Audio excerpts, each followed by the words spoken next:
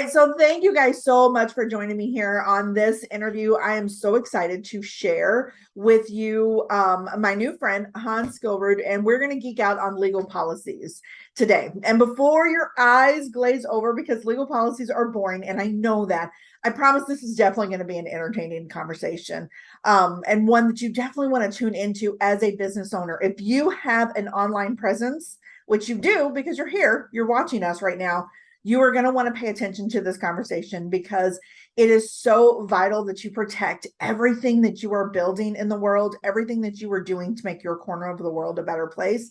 It is vital that you protect it and not find yourself losing everything because of something silly that could honestly be protected with easy, simple steps. So Hans, thanks so much for joining me here today. I really appreciate this.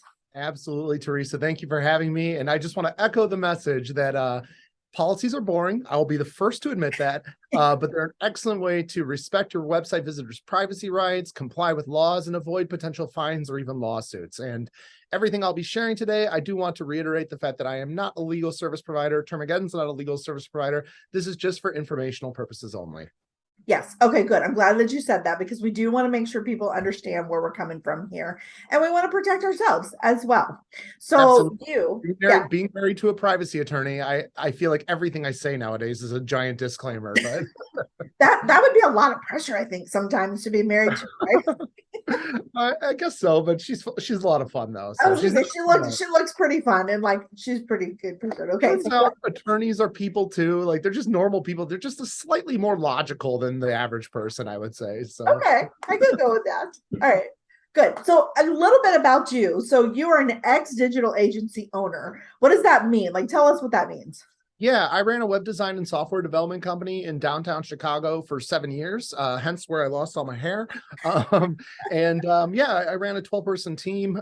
We offered web design services, and that's where I kind of thought about Termageddon because I was copying and pasting privacy policies whenever my clients asked me to. And then some new laws started passing where the enforcements started to increase, and I was just like, okay, this feels wrong. Like this has always felt wrong, but it even feels more wrong copying someone else's legal documents and thinking I'm secure now, I'm compliant, I'm good to go. And I coincidentally started dating a privacy attorney who's now my wife. And she was, charging $20K for these types of privacy policies because she's a high-end privacy attorney. And we just felt like there's some middle ground there. So how can we create, comprehensive policies, but still make it affordable for people? So that's kind of how I was running my agency and then got into Termageddon, I guess. Absolutely. Okay. And so having the background as a web designer and knowing is the legal stuff when I talk to clients about, let's talk about your legal policies. Their eyes glaze over. They don't want to talk about it. And one of the biggest questions that I hear, and I know you've heard in the past is, but there are no privacy laws in my state. So why do I need to worry about legal policies? And I really want to address that because that's a big one. People don't understand that they are affected. Yeah, though, that's an excellent one. And that's one that I had to wake up to myself. And I think if you're going to take anything away from this conversation, it would be this statement, which is privacy laws don't care about where your business is located. What they care about is protecting the personal data of their people. So privacy laws protect people's data. And what that means is things like people's names, their email addresses, their phone numbers, their IP addresses. Those are regulated under each and every one of these privacy laws. Not a single privacy law says, hey, these privacy laws protect these people, but you have to be located in this country for these laws to apply to you. That's never been the case with a single privacy law. It is critical to understanding that privacy laws can apply to website owners regardless of where the website's located. If you're collecting these people's personal information, you need to find out if these privacy laws apply to you. Only then can you determine the disclosures you're required to make in your privacy policy and so forth. Mm-hmm. So I'm going to toss in an extra question here because it made me think of this. But, let's say I have another question that comes up. Well, I don't have a contact form on my website. People can just call me or email me. So do I really need a privacy policy? Do I need legal documents on my website? And, yeah. Oh, sorry. Yeah, no. And I mean, like, why do they still, if they're not physically collecting name and email and phone number, why do they need policies? Actually, so that's a good example. If you are not collecting personal information through your website, you don't need a privacy policy. You don't need a website privacy policy, at least. And that is because privacy laws start applying the moment you collect the personal information. So if you don't have contact forms and have no other method to collecting people's personal information, then you wouldn't need a privacy policy, at least as I understand this question. What's important to understand is that, well, first off, I think a lot of people think, oh, I'm just going to get rid of my contact form and I'm going to do all these things not to collect data. And obviously data minimization is a great idea. But, you know, are you fighting back against what's happening, which is that more people are getting privacy rights, more people are getting the power to exercise the rights? Are you running a long-term strategy for your business by thinking, I'm just not going to collect anything and therefore I don't have to think about these things? Like, you know, contact form on a website is in so many ways an excellent way to demonstrate your professionalism and like show that you've been around the block, you know, and not to mention get leads whenever they come in. So I would first off note that you might want to take into consideration, if you're thinking like, okay, how do I avoid having a privacy policy by like completely ruining my lead generation process? Like that might not be a good long-term strategy.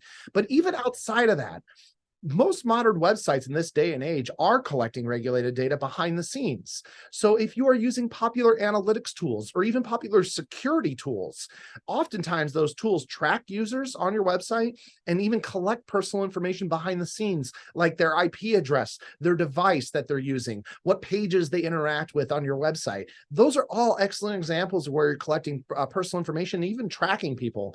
So even if you remove the stuff where people are submitting their data to you, where they're like typing it out and submitting it to you, behind the scenes, your website could also be collecting regulated data. And I'd say it's getting more and more difficult to have a modern website that looks good, functions great, but doesn't take security into account or analytics into account. Like that, it just seems like, yet again, that might be not a good long-term strategy for a website owner. Absolutely. And I would say if you're wanting, like you said, if you're wanting to grow your business, you're wanting to connect leads, you're wanting to have people engage with you and stand out in your industry, you have to have these things in place and you can't hide from it, because then you're basically hiding your business. I agree. I think embracing these regulations is a much better idea.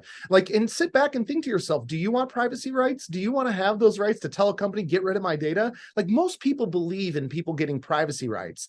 I would definitely say what's unfortunate is that we're seeing no general privacy law in America. For example, we have individual states proposing their own privacy laws saying, hey, if you collect data from our people, you may need to comply with our laws, you know, and that's kind of ridiculous that as a small business owner, we have to figure out which laws apply to us and create these policies. But there are companies out there trying to assist with that. You know, obviously I'm biased, but I think Termageddon does an excellent job at helping people embrace privacy and respect the rights of their website visitors. I think it's an excellent way to demonstrate professionalism while also helping you comply. And that's something I firmly believe in as well, which is there is nothing wrong about collecting people's personal information. I would argue that is essential for any business to be able to run a business properly. You have to at least collect credit card, or your processor has to collect credit card information at the very least. So I would say that just understand it's totally normal to collect data. It's just the fact that you just have to make some disclosures about it and what you do with it so that you can demonstrate that respect to your website visitors. Yes. Okay. So that leads me to, so I do want to share what Termageddon does for people. Cause I got so excited about your solution. I've been telling everybody, like, I already hear about legal policies right now. But before we do that, I want to talk about some of the other solutions. And the biggest one is obviously there's that copy paste solution. You can copy somebody else's, you can find a free one online, or you can purchase a template created by a lawyer that is a perfectly good template in the moment. Why are those not ideal solutions? Yeah, so I for the record, I used to copy and paste privacy policies, so I can relate, everyone listening. So yeah, like I've been there, I know what that looks like. I just happen to marry a privacy attorney. That's the only difference. So templates are something I'm now strongly against. And I say that very carefully because, you know, I get how appealing they are. Like, hey, look, there's a template. And all I have to do is fill this out. And it says it's a GDPR template. And I know GDPR is a super intense privacy law. So once I fill this out, I'm good to go. And unfortunately, that's just simply not the case. First off, so far, every template we've ever come across is missing disclosures within the privacy law that they claim to offer compliance for. Second, privacy laws have if this then that statements, meaning if your business has certain practices, you have to make this type of disclosure. But if your business has this type of practices, you have to make this type of disclosure. And I still don't quite understand how a template that you just fill in the blanks could ever possibly address that fundamentally. Not last but not least, I got two more. Also, it is so critical. I think a lot of people get to templates or copying other people's policies because it's intimidating, but they want to do it fast. But I always try to tell people, you got to take a step back. This is about complying with laws and not getting fined $2,500 per website visitor whose rights you've infringed upon. That's what you're fighting against here, at least in my opinion. Not how do I get a privacy policy as fast as possible. It's how do I not get fined or sued for non-compliance. So what you have to do as a website owner is first identify the laws that apply to you, because each of these privacy laws has its own unique disclosure requirements. That's another big factor. Like, privacy laws have their own unique disclosure requirements. So you have to first find which laws apply to you, because only then can you identify the disclosures you're required to make. So when you pick a template that says, hey, we're compliant with GDPR, or hey, we're compliant with CPRA, which is CCPA, that's the buzzword as of last year, but now that became CPRA. When they claim to offer compliance with these popular privacy laws, you are already fundamentally missing the disclosures required by potentially other privacy laws that could apply to you. Now, with that all said, let's just pretend you somehow found a template that provided the exact disclosures you specifically were required to make, and somehow you did manage to get a compliant privacy policy. Again, to this date, I have never seen one, but somehow you did figure that out. It still does not address the question of how do you keep that policy up to date when new laws go into effect. At the time of this recording, we have 2 privacy laws that went into effect 24 days ago. We have 4 new privacy laws going into effect later this year that require new disclosures if applicable to your business.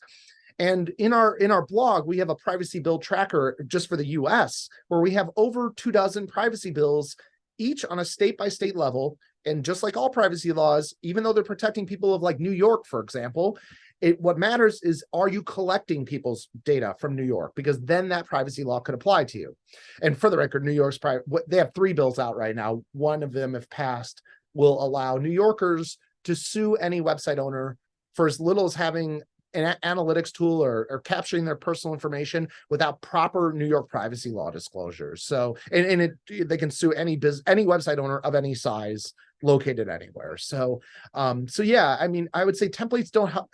I haven't yet seen a comprehensive template. I don't think it's fundamentally possible, but even if you were to get that, what would be your strategy to keep that policy up to date with newly required disclosures? So I think those are 2 core reasons why I would say, look, I stopped copying and pasting privacy policies, and that's why. So yeah, no, and I think that's exactly it, is that you're protected today. But what about tomorrow? What about next month? What about when new laws are passed? And do you really want to be that person that's constantly having to research laws on your own to make sure that and then buying a new template or finding new things? I think it would be exhausting as a business owner. I know I myself, I don't have time for all of that. It's a full-time job. I mean, 100% it's a full-time job. That's why I'm on these videos and not my wife, because she's just constantly dealing with this stuff. So, yeah, it's a lot of work for sure. Okay, so let's talk about the big privacy laws. Like, of course, there's some popular ones out there, but I think there's privacy laws in other areas that maybe are kind of big deal, but we don't necessarily know about them. Yeah, so we'll talk about the 2 biggest ones in terms of popularity, and I really want to emphasize popularity, because I actually have some, I guess, hipster opinions that there's other privacy laws in existence that are way more stringent than GDPR and CPRA. So those are the 2 big ones. Yes. GDPR, which protects and regulates the personal data of residents of the European Union and the European Economic Area, basically Europe minus UK because of the whole Brexit thing. And actually, the UK deployed the UK Data Protection Act, which is basically a mirror copy of GDPR, but it actually protects and regulates the data of UK residents. So technically, you actually do have to make some additional disclosures in your privacy policy under that privacy law. GDPR is gained a lot of popularity because when you're located outside of the EU, there's 2 ways you have to comply with that law. Number 1, if you offer goods or services to residents of the EU. So if you have a virtual services and you'd welcome business from the EU, that could be an indicator. And also, if you monitor or track the behavior of residents of the EU or the European Economic Area. So that is a very broad reaching component of that privacy law, because most websites that are aimed at optimization and constant improvement typically will monitor or track the users visiting the website for analytics purposes and even security purposes, maybe marketing purposes as well. So that privacy law can apply. It has a broad reaching application because it starts applying the moment you track a single website visitor from that area. So that's popular because there's also a lot of enforcements coming from that privacy law. So you can actually check out enforcementtracker.com, and you will actually see businesses, not just in the EU, getting fined tens of thousands of euros for non-compliance, sometimes hundreds of thousands of euros for non-compliance. And it's not just the big businesses too. Like, of course, the news talks about Facebook getting fined, $1 billion, and Google $1 billion. But what they don't talk about are one-person companies getting fined for non-compliance. And like that is, you can actually check out Enforcement Tracker. It's kind of a hard app to navigate through, but you spend 5 minutes, you'll see that small businesses, even outside of the EU, are getting dinged. So that's the one that really kind of set people on fire in terms of like, oh, wow, privacy policies are becoming a really big deal these days. And then California launched CCPA, which is actually California's second privacy law. California already had a privacy law called CalOPA, which is still in existence and applies to any, I believe, for-profit entity that's collecting as little as an IP address from a Californian. So you got to realize California actually has two privacy laws. The big one, though, the one that made all the attention, was CCPA, but as of 25 days ago, it became CPRA. And what's interesting about that one is a lot of people think, oh, I'm in California, therefore I need to comply with CPRA. That's actually not necessarily true. CPRA has qualifiers, meaning that you not only have to be a for-profit business that does business in California, but then you also have to process or share the data of 100,000 or more California consumers, households, or devices every year, or generate over 25 million in revenue each year, or drive more than 50% of your annual revenue from selling the personal information of California consumers, I believe. And I apologize, that law is 25 days old, so I'm not as crisp as I used to be with CCPA just 25 days ago, but I'm pretty sure that's it. But why I share that is that some privacy laws have qualifiers, meaning that you don't necessarily have to do business and you don't necessarily have to make those disclosures. Now, when a generator or a template tries to push that privacy law on you, being like, oh, you should get CPRA disclosures, and you don't know why, well, you've just signed yourself up for making disclosures in your privacy policy that you weren't required to make, but are now forced to abide to those promises that you've made in your privacy policy. So that kind of talks about the reverse of the importance of privacy policies, which don't put in things that you don't do or don't necessarily have to disclose, because that can open you up to liability. So that was such a mouthful. I feel like we should talk about something lighthearted and fun now. Well, like Chris your dog in seems the to back. like it back there. Yes. Yeah. Dog's got its tail wagging, so everyone's Yeah, happy. I like to watch your episode. So those are the big ones, but then you said there's a couple other ones that you think are a little bit more stringent, and I don't think people realize. I know I did not realize until we met how many privacy laws that are in effect and how they impact me as a business owner. Yeah, absolutely. So the one that I don't understand why people don't talk more about is PIPETA, Canada's privacy law, which applies to you the moment you collect a single Canadian's personal information. If you're a for-profit entity, I will say, if you're a nonprofit, you may not need to worry about that privacy law. But if you're a for-profit entity, the moment you collect a Canadian's personal information, just one piece of their personal information, that is when that law applies to you. And holy moly, does that privacy law require quite a few disclosures, like who to contact in Canada if they have a complaint. You have to actually list that in your privacy policy, even though you may be located outside of Canada. So that one really gets me personally. Nevada revised statutes chapter 603A that starts applying the moment you offer a service to a good or service to a resident of Nevada. That's a very broad reaching privacy law that's been around for a while that no one talks about. So those are just two that come to immediate mind. But there are, I have to do the math. Let's just go down the line. CalOPA and CPRA in California, Utah, Colorado, Connecticut, Virginia, Delaware, And oh shoot, I'm missing one. I know I'm missing one, but there's at least 7 in the U.S. alone. I think there's 1 or 2 more, and I apologize, I'm on the spot here. I should have come a No, little that's bit okay. prepared, but there's existing privacy laws in the U.S. There's new ones going into effect in the U.S., and there are several dozen that have been proposed in the U.S. And it all boils down to: are you collecting the people's personal information from that state? You may not even be located there, but are you collecting those people's personal information? And if you are, you need to find out if those privacy laws apply to you.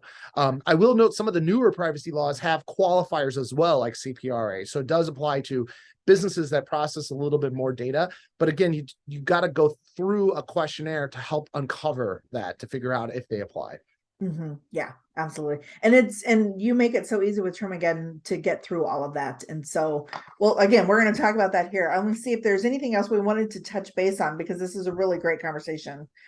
We always have such nice conversations, but anyway, Do have great conversations. I know, like, I feel like I've known you forever, but I know we instantly just got into it. For everyone listening, like I had a full-fledged conversation about how bald I am these days. Anyways, let's keep going. We relived my bald days a little bit, for those. Yeah, we talked about that. Yeah. Remember those days. That was fun. Okay, so let's talk before we dive into what Termageddon can do for people, because that, I think, is one of the key things and the main reason I wanted to bring you on, because you've got an incredible solution that just honestly gets me so excited. But what can happen if you don't protect yourself? Yeah, so privacy laws, if you get fined for non-compliance, the starting fee, the starting price point is $2,500 per website visitor whose rights you've infringed upon. So that is that's the starting package for non-compliance fines, $2,500 per website visitor. In the EU, it can be 20 million euros or even more. Again, I want to reiterate, none of this is legal advice, but you go to Enforcement Tracker. I don't see small businesses getting hit with that hard of fines, but I do see them getting hit with 40,000 euro fines, 50,000 or even higher very often. And when I say very often, I mean in respect to the big companies getting fined, So I'm assuming the typical listener today is not running a $20 billion, publicly traded firm. If you are, like, yeah, rock on. That's awesome. Like, give me a call. Yeah.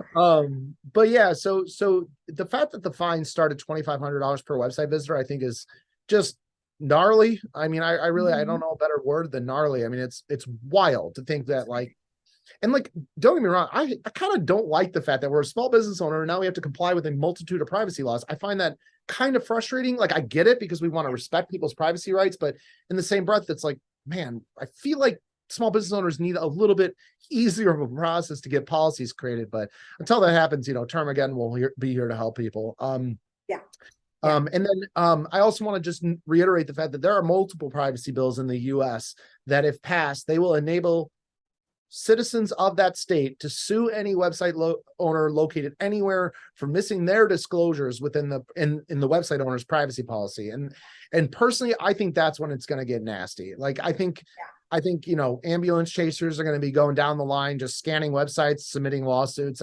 That's what I think. I don't know, but we saw it with accessibility. We're going to see it with privacy. I mean, that's how I think about it. So. Yeah. And talking about that fine aspect. So, clients, every time you say, so how many people have been to my website this month? That's the number of fines you could potentially have if you're not protected. No, not exactly. Like, so like, California, if 100 people from California visited your website, those would be the people whose rights you've infringed upon. Yeah. Thanks for clarifying that. Yeah, no problem. But I mean, but it is based on where they're located, but that's the people who have the potential to raise a red flag, and that could bring fines to you. Well, yeah, I mean, like 10 people visiting. It would cripple my business. $10,000 fine. Yeah. 10 fines in that area. Like, I would be done. Yeah, it would be. Not fun. It would not be fun for anyone. Absolutely. Okay, so actually, I do want to talk about Termageddon, but your latest blog post really grabbed my attention, and that is the OpenAI or the ChatGPT. Like, why can't I use AI technology to build my privacy law? Yeah, so with ChatGPT becoming so popular, we couldn't help but obviously check out, okay, how much is Termageddon at risk? And the results were actually impressive. I will note that. So I'll share some thoughts with you. So number one, we asked ChatGPT, write me a privacy policy. They wrote up a privacy policy. It read very well. It was not compliant with any privacy law. So then we went to test two, which was write me a GDPR compliant privacy policy, and it wrote up a privacy policy. It had a lot of the disclosures, but not all of the disclosures. And some of the disclosures they made were not accurate. So telling it something as broad as write me a GDPR privacy policy, not good enough. But then we actually said, write me a GDPR privacy policy that includes the following disclosures. And we wrote out 50 different disclosures to write out for them to write out. And it actually produced a pretty good one. We were impressed. We were like, okay, it actually can do it. But, and the big but is that it, as a user, we had to know the disclosures that needed to be provided. Like it was for us, it was easy, copy and pasted all the disclosures they need to make. But it did do a good job. So our hat was off to it. Like, okay, cool. However, there is one final part, which is that we don't see how it is combining privacy laws and putting it all together into one central location.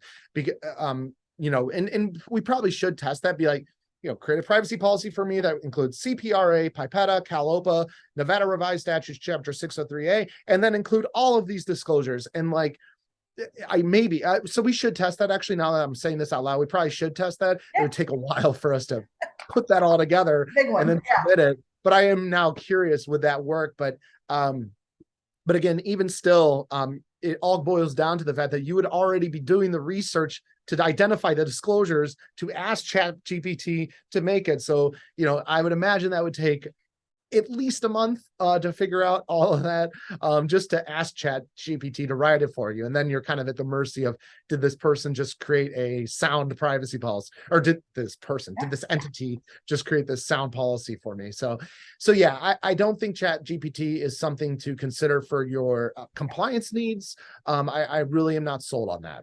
So. Well, and I would add too that it may write the perfect one if you know all the disclosures, all the laws, all the things to put into it, which again, like you said, is a month of research at least when you have a business to run. You don't have time for that. But it's only as valid as the day it's created. It's not going to have the new stuff. Good, great point. Yeah, absolutely. Yeah. Wow, great point. It still would not keep in mind the future privacy laws going into effect with the new disclosures, if those laws are applicable to you. So yeah, there's a lot of, it's just messy. It's messy. Yeah. It's messy. It sounds like a nightmare, and I don't have time to spend that much researching. And again, legal policies are boring. I don't want to research that.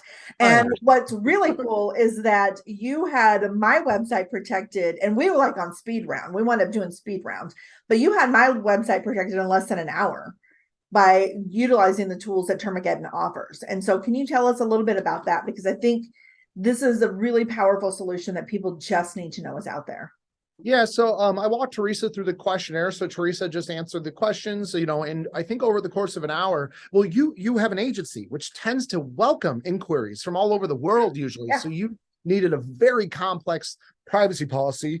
And that's great. That's why we built this company, to help with that. If I'm not mistaken, over that hour, we created a privacy policy, a cookie policy, a terms and conditions, and maybe even a disclaimer. And a disclaimer.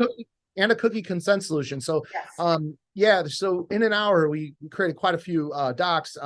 And yeah, that's an invite to anyone listening. We can, do a walkthrough, and I'd be happy to walk you through the tool. Or it's self-serve. You can just go in and answer the questions yourselves. But the key to Termageddon and why I like it so much, sorry, I feel like you were plugging Termageddon. Thank you so much. I didn't ask. For the record, I didn't ask Teresa. Yeah, I didn't ask Teresa hey, I'm only coming on if you promote Termageddon. None of that. I'm just honored that she likes our product. So Termageddon, it's $99 a year. It includes a set of policies that automatically update over time as laws go into effect and existing laws get changed.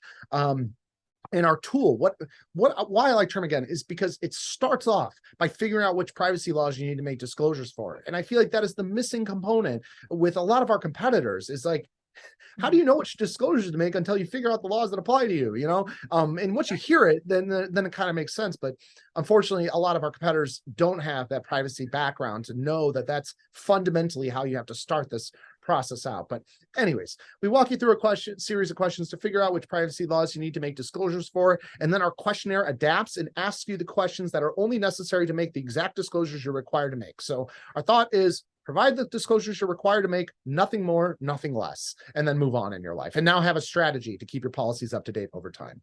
Yeah. Yeah. And it's so simple to implement. It's so simple to add to the website. And I can I put it out there and I don't have to worry about it. I just have to, make sure that I keep paying you guys. So Awesome. yeah, that's as simple as that. And for the $99, like, I cannot tell you how affordable and incredible that is. Because like you said, to get a privacy policy, I've researched having it written, can I hire this lawyer to do it? And you're looking at thousands of dollars to have your privacy policy done. And it's only as valid as when it was written.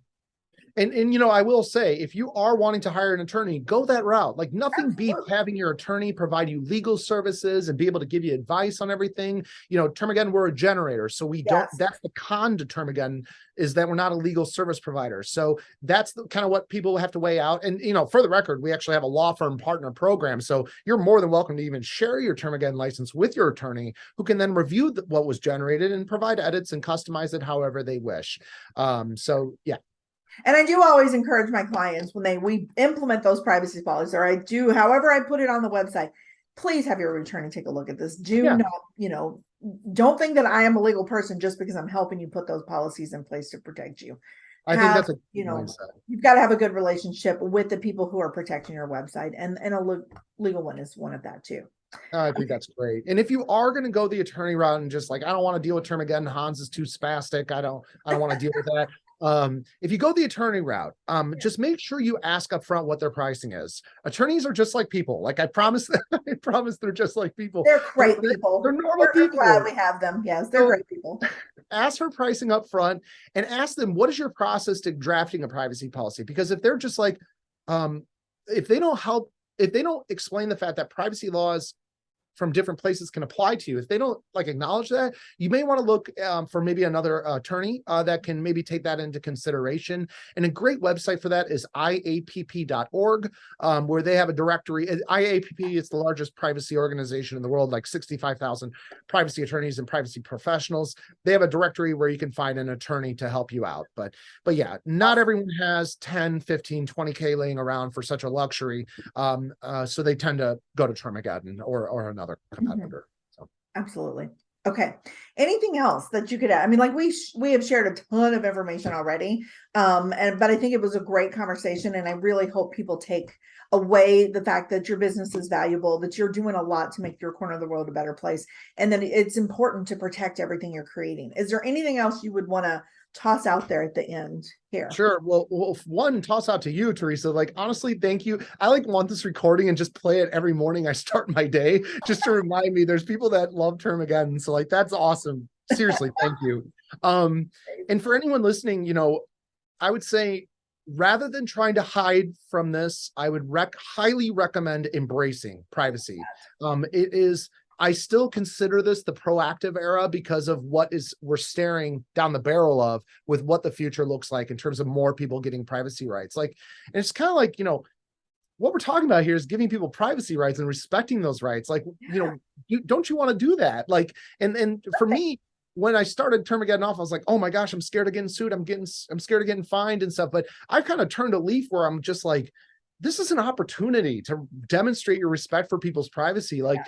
And someone who's spent a lot of time thinking about privacy, this is something worth fighting for in this day and age. So anyways, I'm getting on my high horse here, but I think it's something to embrace rather than hide from. So. I agree. And I love that you have that approach to things, that embrace this. We want to respect people's privacy. We want to be good human beings. So this is an opportunity for us to demonstrate that. So agreed. Okay. And it's not that bad. It's tough. It really isn't that bad. It's not that bad. No, it really isn't that bad. And you at Termageddon, you guys make it super easy. So I so appreciate that you guys have put this together and made it available to business owners out there. That's awesome. Thank you. All right. Well, Hans, thanks so much for joining me. And I hope you guys got something incredible out of this video. If you have any questions, of course, you can always just email me or contact me directly. I love getting questions about these things. And I look forward to seeing you guys in our next video. All right. Thanks, everyone.